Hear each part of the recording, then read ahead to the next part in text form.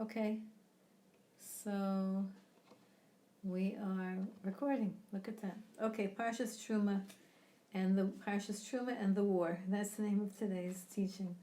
We know that there was just a hit in Tzfat. There was a lot of alarms. I have a red alert on my phone, and there were a lot of alarms for the north. And sure enough, they hit Tzfat. There's an army base near Tzfat, and they hit that army base.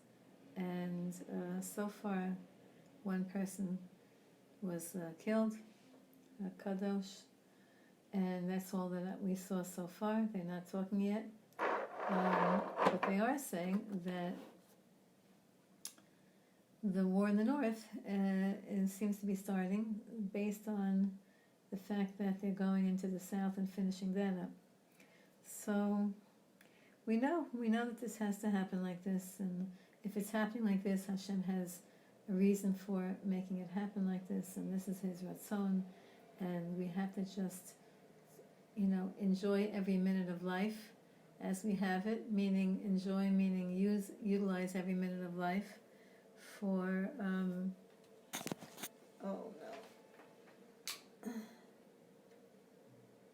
is that not charging? I don't know. Okay, that's not going to work. 1 second.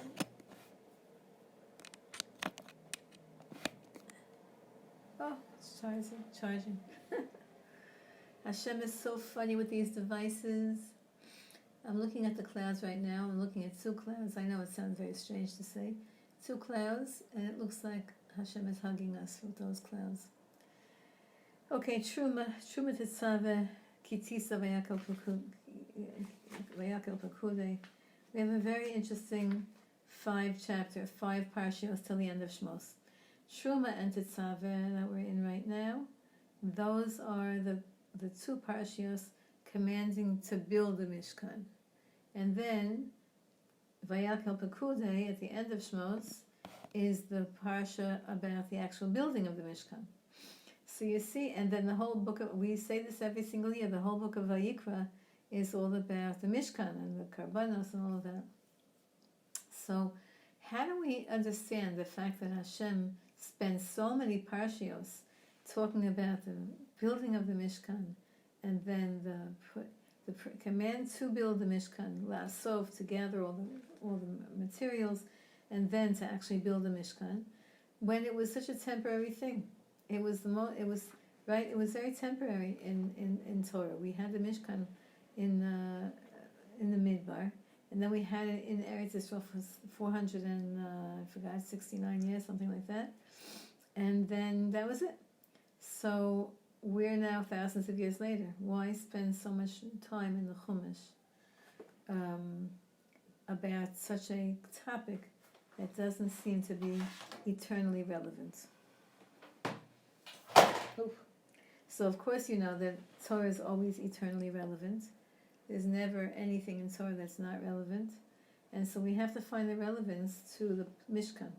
So Chazal, our different commentaries have told us that that the Mishkan is in the home, and the person's body is a Mishkan, and everything you find in the Mishkan we have in our body and in our life and in our home. That's thought number 1.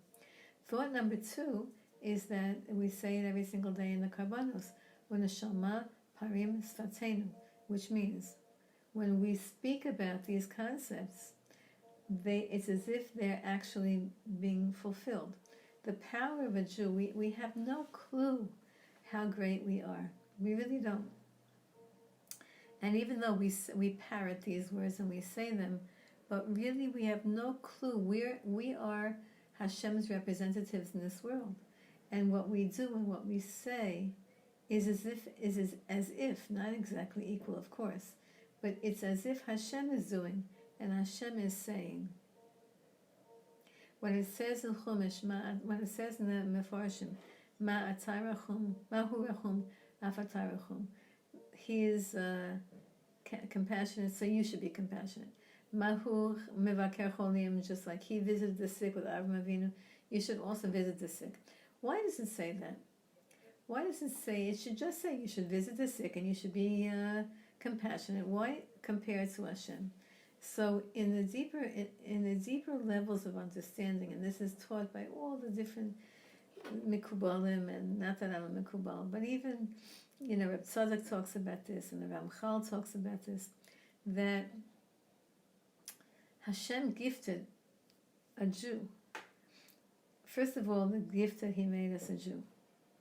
All day long we could say that bracha. Now, why do we say Shalom Asani Goy instead of Shasani Yehudi, right? We say it with a female, Shasani Kirtzana, but why Shalom Asani Goy and Shalom Asani Avid?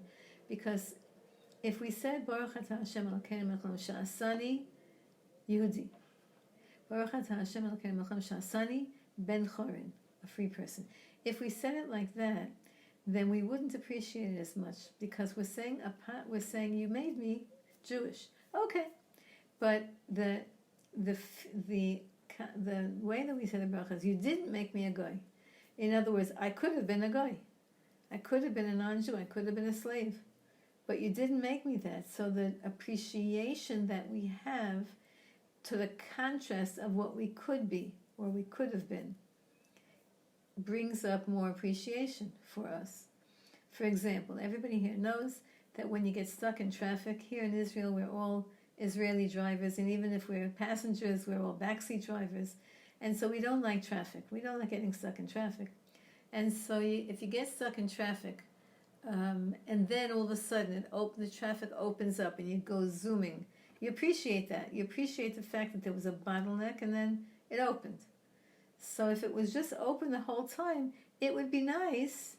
It's comfortable, it's nice, but you don't have the same level of appreciation as if you were in this traffic jam and then all of a sudden, you passed the reason why there was a traffic jam and you just went smooth. So Hashem, that's how Hashem made human beings. We're like that. We appreciate things usually only when we don't have them. And the trick is to appreciate what you do have right now and to say thank you with as much geschmack as if you were, just released from some kind of a tzimtzum, a constriction. So Hashem made us remarkable. And we'll only see this when Mashiach comes. Why? Because right now we can't see our soul. We're only seeing a body, we're seeing the outside of us. There's a new word that I just learned. It's a great word. It's called an avatar. A-V-A-T-A-R. Avatar. Now that might be a funny thing for you to hear. That I just learned that word. And, it's not charging again. I don't know why.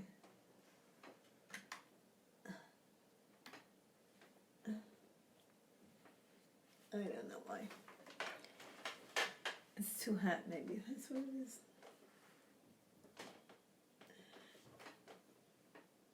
I don't know. Okay, whatever. We'll do the best that we can with whatever it is that we have. The word avatar.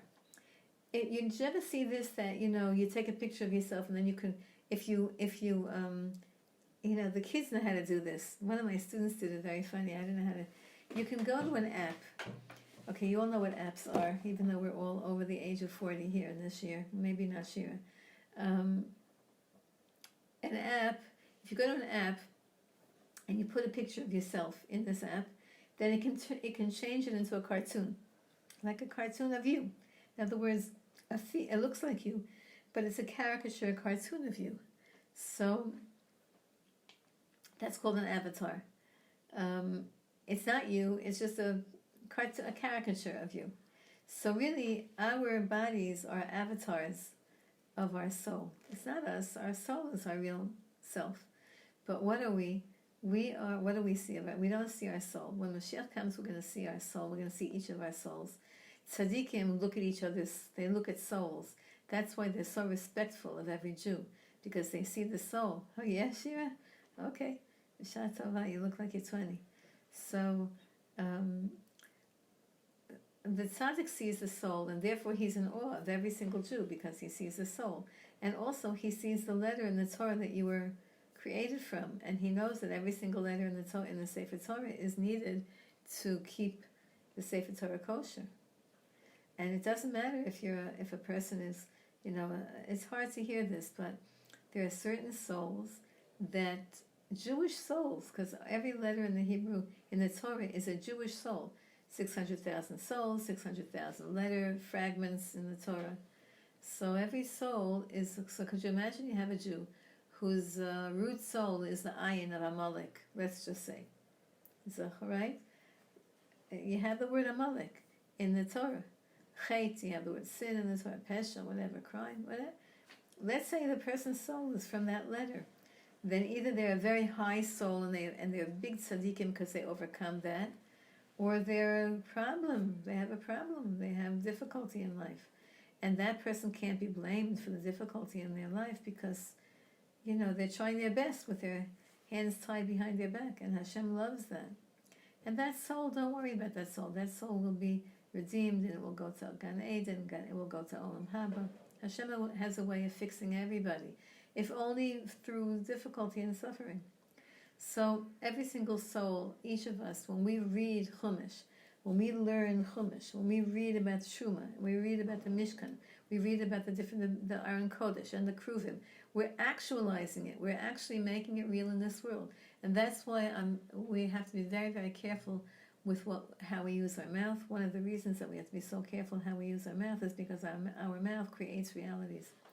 Our mouth creates realities. Therefore, you're never going to say the words that you're sick, or that you're confused, or that you don't ever say, I am, and with a negative word after that. No, because you don't want to stamp that into reality. You can say you don't feel well. You can say you can figure out a different way of communicating the idea, but never to stamp yourself in with a negative adjective, because you're creating. And when we read about the Mishkan, when we learn about the Mishkan, when we read about the Karbanot, when we learn about the Karbanot, it's as if we're sacrificing, we're making Karban. Every day we read Karbanot. If you have a long time to daven in the morning, you read Karbanot in the morning and davening. And we all say Mizmor LaTodah, which is in Psukei de Zimra. And that's as if there's a machlokas in Mizmor LaTodah. Do you stand or do you sit? Most say you stand. Why? Well, first of all, it's right after, in the Nusach Sfardi, the Nusach Eidot HaMizrach Sfardi, it's right next to Baruch Shamar, so you're standing anyway. But those who say you stand, you say it's standing, like the Amidah, you say standing. You don't have to put your feet together, but you say it's standing, because as if you're in the Beis HaMikdash and you're saying, you're sacrificing, you're giving to Hashem a Korban Todah, a thank you offering. Okay, so learning about the Mishkan is so important, and we're going to read 4 parshios about it, and then the whole book of half of the book of Devarim about the Karbanos. I just want to talk about 1 second in the Mishkan about the voluntary, right? Because our parsha is called Teruma, and a Teruma in modern Hebrew means a contribution, and we have to verbalize the righteousness of the Jewish people now, that the amount of chesed that's going on now in the Jewish world is above and beyond. Everybody sees the amount of chesed that's going on, and it's not believable. One of my students in America, how she sometimes comes on if she wakes up early enough. I didn't see her this morning. She got this thing into her head that she has a contact. She's in the food business, and she has a contact in the food business, and they're sending pizza. Every day they send pizza to different yeshuvim and to different places, piles and piles of pizza. The ones who made the most money in this war are the weapons manufacturers and the pizza makers, because everyone's eating pizza, the whole country's eating pizza. It's the easiest hot food to be able to deliver and to be able to eat. The soldiers are having pizza, and everybody's having pizza now. So this lady, this student of mine, she should be blessed. She's hacking everybody, she's screaming, and she has lots and lots of followers.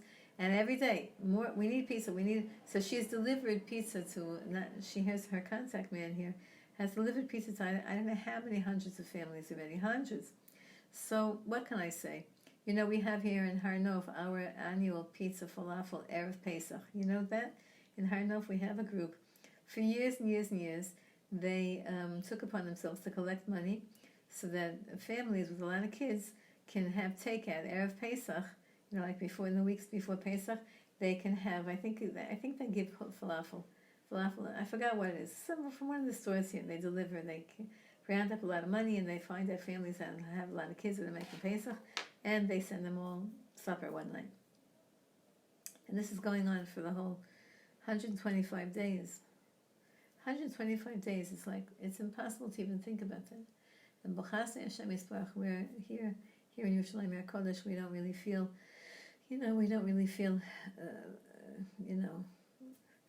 the tsar. Only when we tune into it. But personally, we can go to the streets, we can go to the supermarkets and whatever.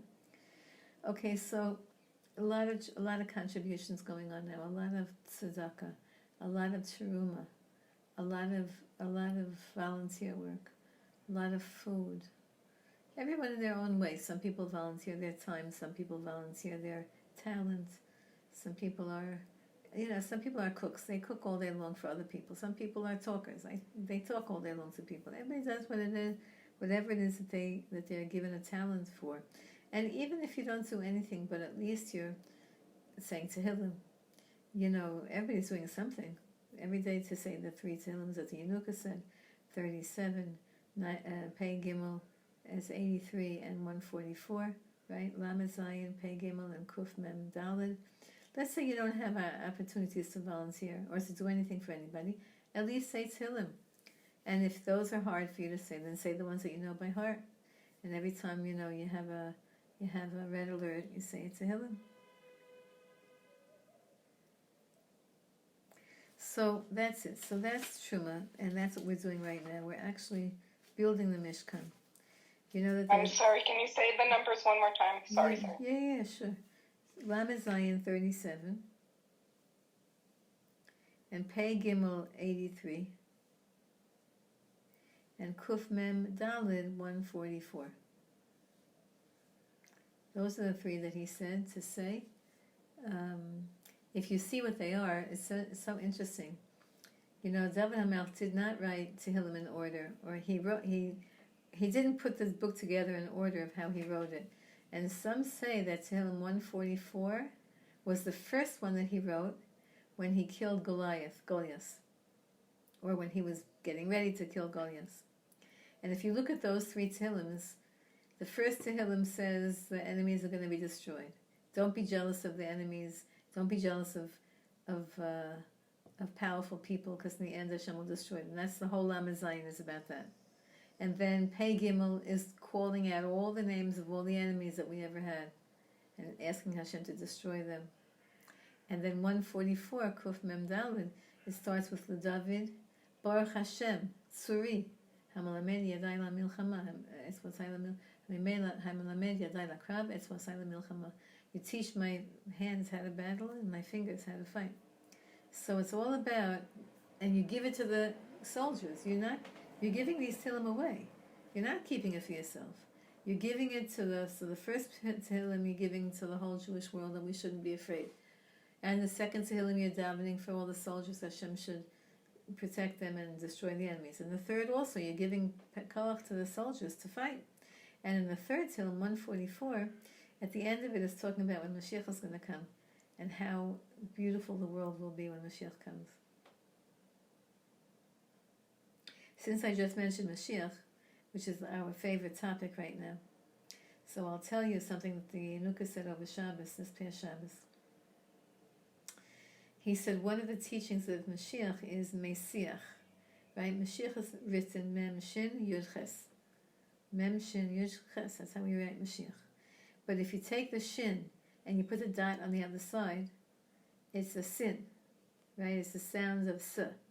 So you could read those letters, Mem Shin Yud Ches, as Mesiach. Mesiach means to speak over.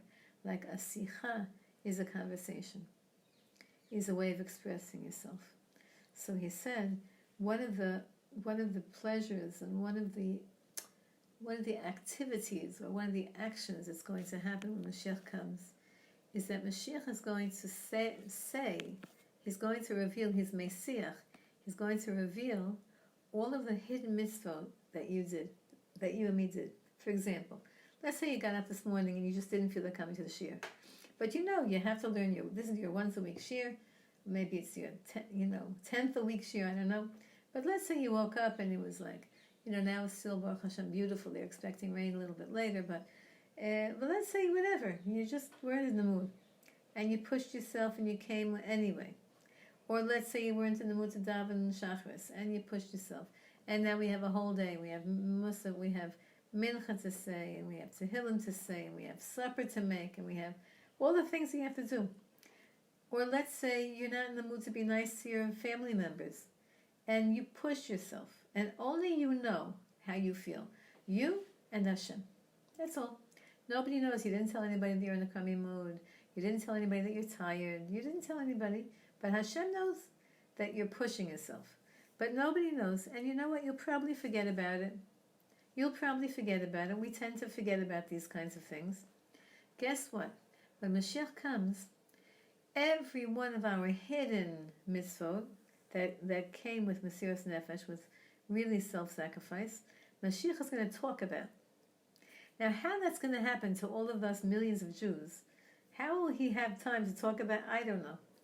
I don't know, because the world will change. Maybe it will be that somehow it will be called out. I don't know how it's going to be. I'm just waiting to see, just like you. But that's what the Yanuka said. When Mashiach comes, he's going to be Mesich. He's going to discuss every mitzvah that every Jew did in a tzniistic way, in a hidden way, in a way where no one knew but you and God. And then it will be publicized, and Hashem will give you a hug, so to speak, and say, I'm very proud of you.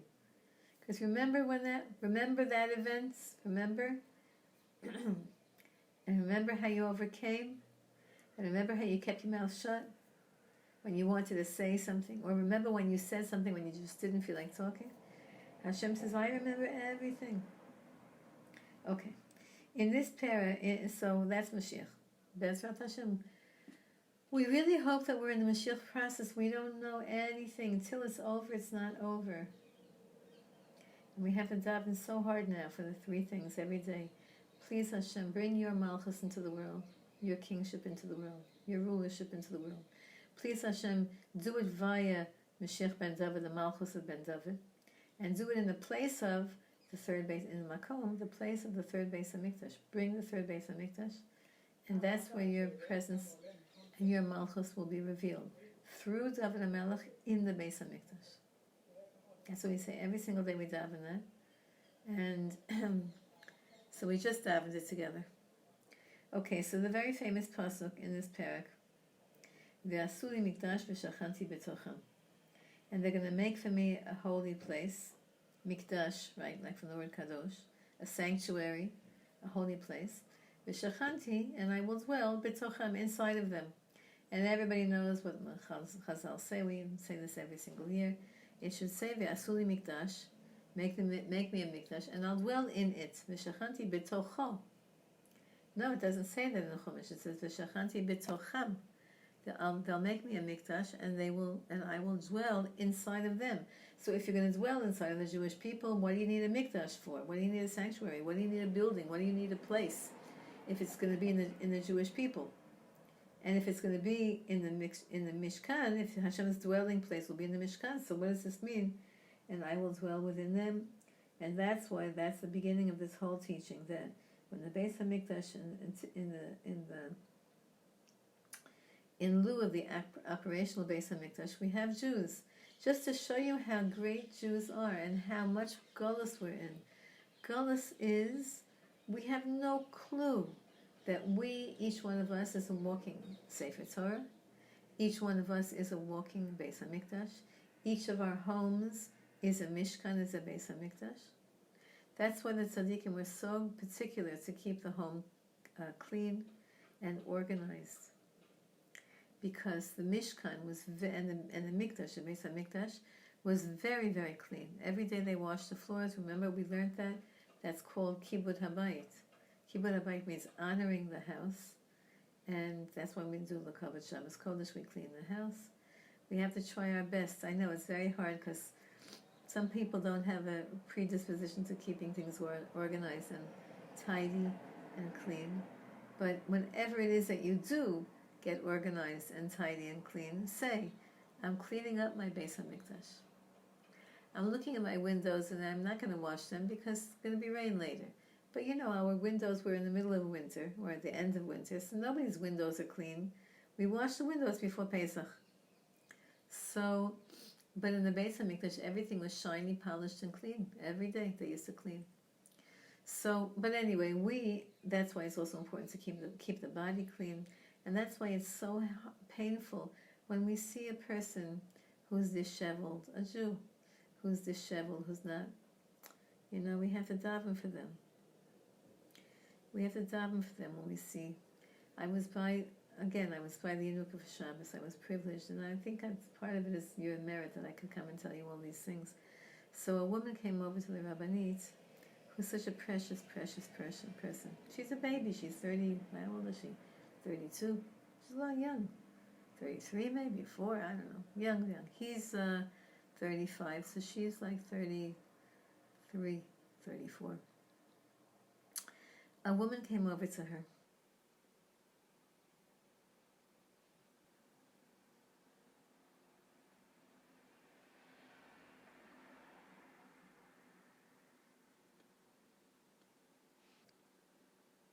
And she said to her, she wants a bracha for her children. Now she looked like she was married because she did have something on her head, on her hair. And I think that she did later on call her husband. And maybe she was 1,000% there. But I don't know. There was something that was very precious about her. A certain something that I can't really put my finger on. And so I saw the Rabbanit paused. She paused and she waited and she thought. Then she gave her a beautiful, beautiful bracha. You know why? Because the outer is not what we are at all. The inner is what we are. Our neshamas are very strong. Every one of us could be a tzaddik and do miracles. Every one of us could be in constant interaction with Hashem all day long. We don't, because we don't really believe it. That's why Rabbi Nachman screams at us all the time. He says, if you would only believe on how great you are, you would be great.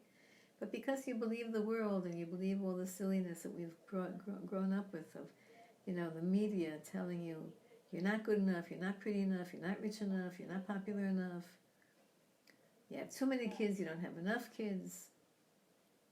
Because we believe in all of those things, then we have a low self-image. That's why I always admire, I grew up in a regular modern Orthodox home, like most of you.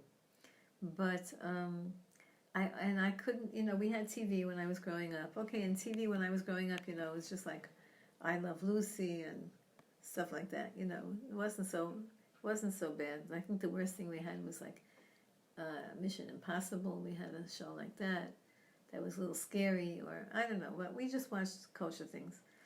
And but I grew up with advertisements, and then when the phones came out, these phones that we're talking on now, I got myself a phone. Okay, I keep it Baruch Hashem. Baruch Hashem, b'chasei Hashem. Hashem is Be'ezrat Hashem, always helping me. I shouldn't look at bad things. But I got this phone, right? This how do you call this, smartphone? And I always was I have a whole bunch of friends who don't have any of these things. They don't have screens and gadgets. And here in this room, I have a iPad recording, a phone I'm talking into, and I'm charging the computer because I have to try to upload this to YouTube. All these devices. And you know what? The people who don't have any of these devices, they don't have this low self-esteem that all the Western frum world does. They just don't. They're happy. My friends who are Hasidish from birth, and don't touch anything secular, and never touched anything secular. And the only guy they ever spoke to was their father, their brother, and their husband. And they're perfectly happy, and they don't compare. They don't do any of all the stuff that we got so stuck in the West, in the frum Western world. None of that bothers them. Because their neshama is unblocked. But our neshamas are a little bit covered over. And we don't believe how great we are. Anyway, we're very amazing, and we're very godly, and we're very godlike, and Hashem loves us to pieces, and He's going to figure out a way to redeem every single Jew. Kol Yisrael yesh lam chelek la'olam haba. Hashem is going to figure out how to get us into olam haba, but every one of us is going to get there. So v'shachanti betochem, and therefore I learned a beautiful teaching yesterday, and it's just a simple, but it's a consciousness, and the consciousness is, I'm wearing a badge. You know, some people are wearing a badge one with the numbers every day of how many days is this terrible situation with the hostages, and it's too painful for me to think about where they are. It's just too hard for me. I can't tolerate it. When we see those men, Baruch Hashem, they're home now, and you know, in the interim, their wives and kids started keeping Shabbos and lighting candles and doing mitzvahs. Like you know that whole story. I'm sure you've seen the interview that they went to America and they were shocked at the fact, because these were people who didn't know anything about Yiddishkeit, nothing. How could you be an Israeli and not know about Shabbos candles? I don't know. But they were Israelis who didn't know about Shabbos candles. And they started lighting Shabbos candles, and they started saying Tehillim morning and evening, and they see that their men were released. Not that the others who were not released don't have that merit, but this is they were unusual stories. Anyway, but some people wear a badge, you know, with a number, how many days. We all wear a badge that says, I am God's representative in this world. That's a badge that every single Jew wears. And so the question, the consciousness is, how much can you hold cup with that thought?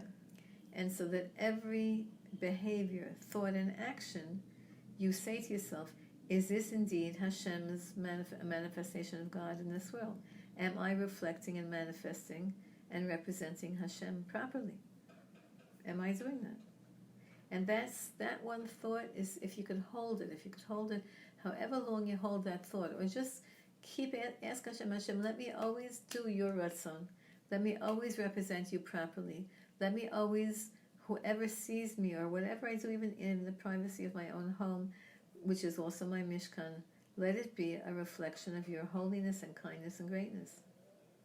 It's a very, very, very simple and yet profound meditation. That's called V'shachanti b'tochem. Hashem is inside of us, and we are creating the mikdash. So, whatever it is, I like to smile to people. This war has made us all feel like we're really all together, we're one, and we love each other. So I was saying, we were learning a couple of days ago, and I noticed, and I said, we should be smiling to each other, everybody, even if you smile to a person who, you wouldn't have otherwise, and they're a little bit suspicious, like, why are you smiling at me? I once did that to a class. I once gave a shiur when I was living in America, and I taught in a precious school called Ezra Academy, and I taught there Kodesh in the morning, and to the girls, and in the afternoon I taught secular studies, math and science, and in the afternoon there were classes, girls and boys together. That's how the school was to this very day. It's a kiruv school. It's the most unique kiruv school in the world, and some of you are already. If I'm able to send this shiur out, which would be such a chaval if I couldn't, but if I'm able to record it, if this recording that says it's recording is working, and I'm able to somehow send it out, I'll send it to that chevra, that group, and we were learning in the morning in Torah, we were learning this concept of smiling and being happy and always just smiling, picking your cheek muscles high, as opposed to keeping them down like that, keeping them high. So and then in the afternoon I taught math, and I decided I'm going to come into math class with my smiling, and all the girls knew what I was doing, but the boys had no idea, and they were saying, like, why are you smiling at us? They were so suspicious. What's wrong? Are you giving us a test? Like, they were all like, why is she smiling? Which was very funny, and all the girls were cracking up. So sometimes you smile at a person and they're suspicious, like, why are you smiling at me? And the answer is, I'm just smiling at you because you're my cousin. And I don't know who you are, but you're my cousin. And so one of the ladies in the shiur said, just make sure you only smile to the ladies and not to the men. Because she was smiling at everybody, and some man said to her, do I know you? Like, he was she was just happy to be with Jews. Because here, you're happy to be with Jews. So many of my chutznikim, so many of the people who are living still in Eretz, in Chutz Laretz, are saying they want to come here just because they want to be together with us, which is a precious thought and a beautiful thought. Okay, now we know, right after the Shachanti B'tocham, we have the Aron Kodesh, the instructions for the Aron Kodesh, and the Aron Kodesh has to be like this. It was a box inside of a box inside of a box.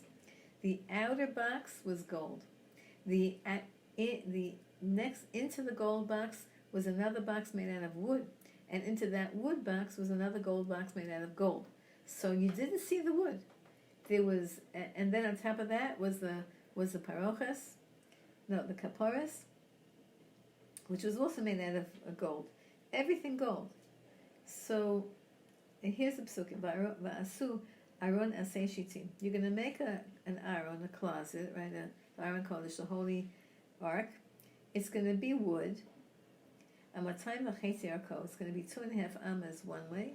Amma v'chesi ruchbo. An amma is about 1.5 feet or 2 feet wide. Amma v'chesi komatzo, and an amma and a half high. And now, so that's what the pasuk says. Make me an Aron Kodesh of wood, and then it said v'sipita oto zahav tahor mibayit umichutz tzapenu, and then you're going to make an outer covering of gold, pure gold, and an inner covering of pure gold. V'asita alav zer zahav tamid, and then you're going to make a zer. You know what a zer is, like a crown, a beautiful crown around it, and then it's all this discussions via sakta ba'arava tabot zahav, and then you make these like rings, and also zahav, and you put these things in to carry it, whatever. But v'natzata et ha'aron et edut asher etein alecha, and then you're going to put inside the luchos, which I'm going to give to you, because the luchos are only given in the next parsha. You're going to put the luchos in there. In the end, we know there was the shivrei luchos, the broken first tablets, and the regular tablets, and the whole. So why did Hashem do it like this? All you see is the gold. Why did He make 3 layers? And the discussion, the way the description of the Aron Kodesh is, it's made out of wood, but you don't see any of the wood, because the lid of the inner box covered the edges, and the outer box also covered the edges. There was a zer zahav, so you didn't see any wood. And then the kruvim and the kaporas covered the whole thing on top. So why do you need wood inside of there? It's a good question, right? Should I let you think of the answer, or should I tell you an answer? You could also think of your own. You could all think of your own answers, but clearly, in terms of the concept that we've been learning, and that's what right after V'shachanti B'tocham, right after the pasuk V'shachanti B'tocham, it means like this: which is more precious, gold or wood? Clearly wood. No, wrong. Clearly gold. Which is more expensive? Gold. Which is more precious? Gold. Which is more natural? Wood. What do I mean by that? Gold doesn't grow. It's a mineral. It's not life. It doesn't have life to it. Gold. It's a mineral. How do they get gold? They mine it from rocks or whatever. Wood is coming from Atzei Shitim. It's coming from these Shitim, the special trees that Yaakov Avinu, our grandfather Yaakov Avinu, planted in Mitzrayim. He planted in the Mitzrayim. How did he know to do that? Why in the world, when he was making Yeridah from Eretz Yisrael, why did he bring saplings of Shitim trees to plant in Goshen? Like, what is that? You have to bring your pots and your pans and your clothes and your whatever, your favorite pillow when he came from Eretz Yisrael into Mitzrayim. But why these trees? What is that? And so, clearly Yaakov Avinu knew that there was going to be need for them, and they grew. All of those years they grew into sturdy, and then the Jewish people, by Yetzias Mitzrayim, you had nothing else to do but chop down trees. You know how hard it is to chop down a tree? Okay, so they knew they had a whole year to chop them down. Why? Because we know that the Makos took a year. So, and they knew that they're going to take these trees with them, and then they cut them down, they planed them, right? They flattened them out, whatever.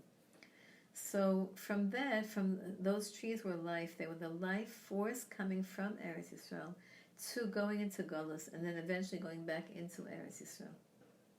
So the idea is that the root of the Aron Kodesh is hope. That's the root. It's these trees that Yaakov Avinu planted with the hope that they would come back to Eretz Yisrael, and they're alive. They were coming from life. The Eitz HaChaim, the tree of life, the Eitz Hadas and the Eitz HaChaim in Gan Eden, the Eitz HaChaim in Kabbalah, what that means. So that's why the inside of the Aron Kodesh was, and it was covered, it was hidden. And a lot of times we feel, there's that soul that's hidden inside of us also. The part of us is very, very hidden. Nobody knows about it. Only you and God. And that's what Mashiach is going to reveal. He's going to talk about the part of you that's the Aron Kodesh. Inside is wood, is eitz, is life force. Covered over with beautiful, right? The outside is beautiful, the inside is beautiful. But the inside was once alive, and it represents hope. So we have to have hope. Be malei tikva. No matter what happens, we can't give up hope. We can't be sad. We can't be down. We have to have hope. Put a smile on your face. Say everything's going to be okay. It's going to be okay. We're so proud of our soldiers. We're so proud of the volunteers. We're so proud of each other. We're so proud of everybody who opens up and says it's a Tehillim. We're so proud of anybody who does anything. And we have hope that Hashem loves us, and we don't have hope. We know Hashem loves us. And no matter what it is that we're going through, even if it's a whole lifetime, it's temporary. It's just what we needed to go through in this life. It's what we needed to go through in this life. People go through all kinds of things, right? And only Hashem knows why each person has to go through what they're going through.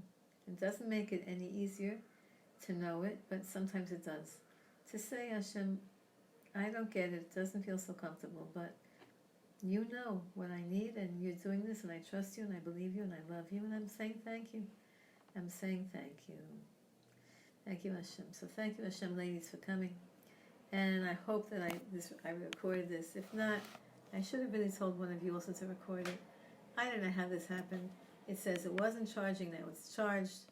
Let's see if it's... I recorded it. I recorded the audio. Yay! Who said that? Yeah, I did, Elaine.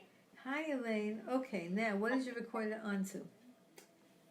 On my computer, I have an audio recording on... okay, let's see if... It's a quick player, but it's an MP4. It's an MP4. So there's such a way... Okay, wait, I'm going to just stop this. It's just that...